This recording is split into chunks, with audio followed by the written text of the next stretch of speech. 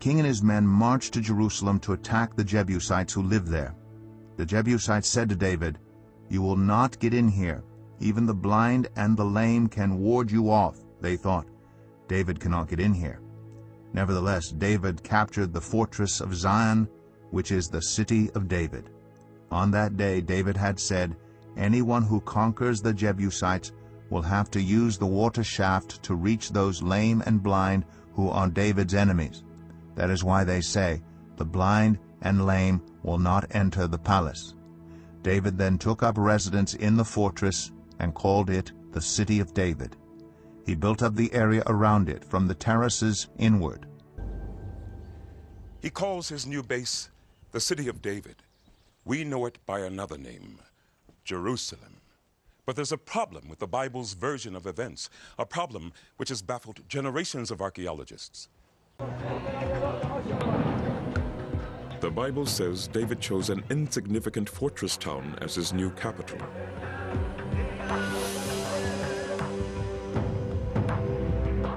But it was never going to be an easy conquest. Jerusalem was a pretty difficult place to capture. High citadel, strong walls, determined defenders. David is determined to get it. He has got to think his way inside it. Blockade would be terribly long drawn out. Frontal attack would be ruinously expensive in manpower and would demoralize the Israelites. So David looks at the site and thinks, how am I going to get into it? Is there some way up onto the citadel mount other than charging at the gates? He is said to have captured the town in a surprise attack through its water systems, and then turned it into a great city full of splendor.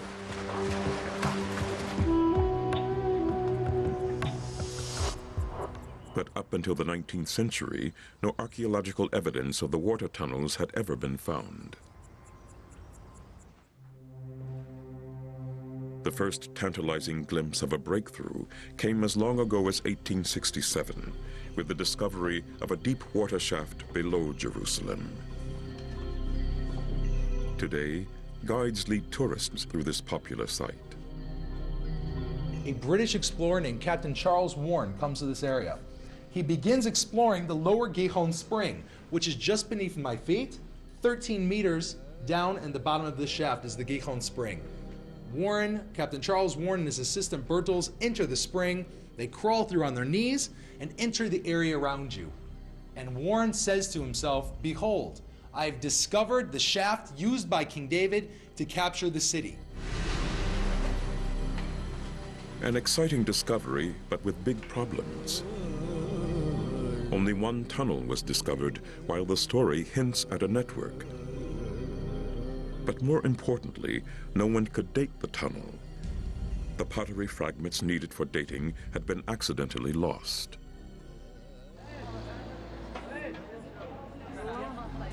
But a second breakthrough in 1996 by Israeli archaeologist Ronnie Reich yielded the vital missing dates.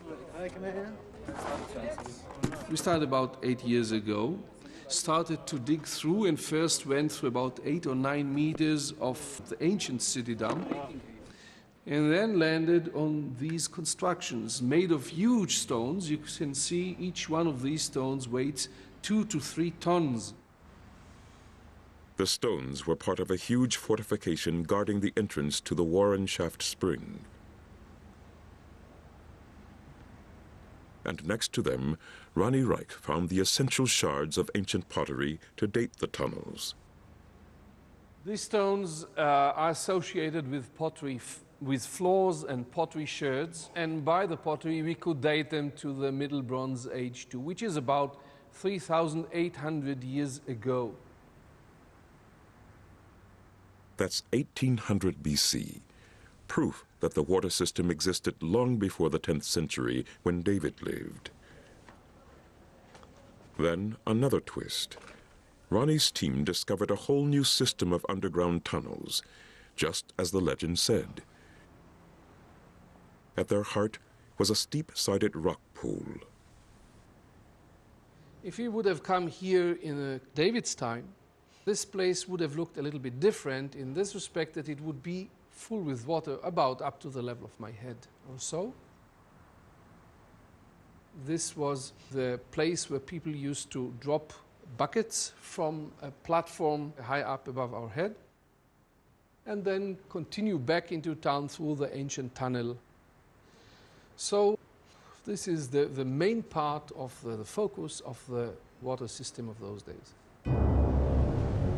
The discovery was evidence that David and his men could well have crept into Jerusalem through these tunnels. If anybody could in ancient times climb up these rock walls, which are very steep, very smooth and very high, then this is a possible candidate for his entrance. The method of attack would have been in keeping with military tactics of the time. It happens at other places in the ancient world, people getting into cities through water channels, through aqueducts. It is a recognized means of gaining access to a city. So this is an entirely plausible story. David and his troops enter the Gihon spring down below, where they wade and run through water, and they're capturing the city. They climb up a vertical shaft into the tunnel we're standing in now, and now they run up the last bit of stairs, entering into the middle of the enemy city.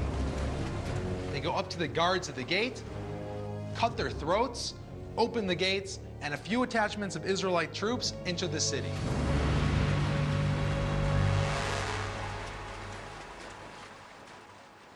I tell you, he replied, if they keep quiet, the stones will cry out.